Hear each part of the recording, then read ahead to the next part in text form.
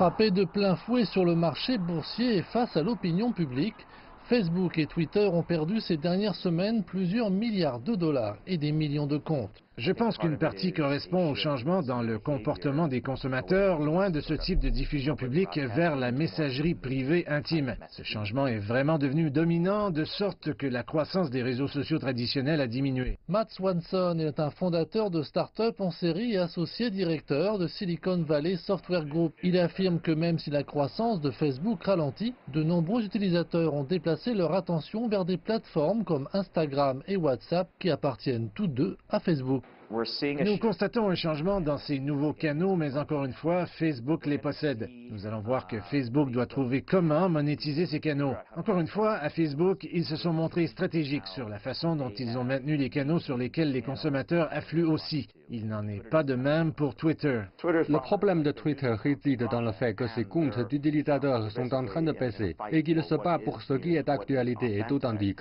Twitter et Facebook ont récemment dû supprimer plusieurs millions de faux comptes.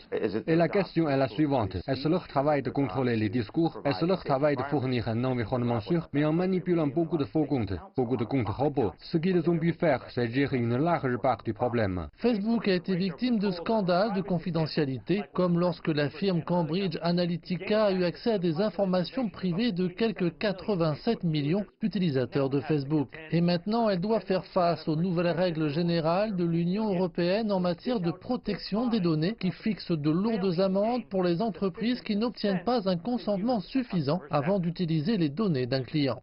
Le problème fondamental de Facebook est qu'ils feront des séries d'excuses pendant un certain temps s'ils pensent que les données sont gratuites et que la confidentialité n'existe pas. Et je pense que ce sont les deux choses qui alimentent ce qu'ils font. Maintenant, d'autre part, c'est un service gratuit. On paie avec ces données, donc ce n'est pas vraiment un service gratuit. Et je pense que c'est comme ça qu'ils l'entendent. Facebook l'a fait avec ses utilisateurs pour leur demander des modèles commerciaux alternatifs, dans le contre-coup de leur confidentialité des données.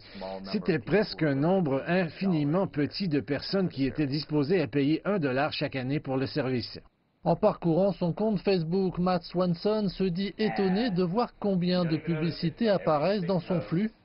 Chacune de ces annonces contient des données personnelles collectées et utilisées pour cibler l'utilisateur. Ironiquement, ce qui alimente le succès d'un géant des médias sociaux est également la même chose que certains investisseurs pensent pouvoir mener à sa perte si elle n'est pas gérée correctement.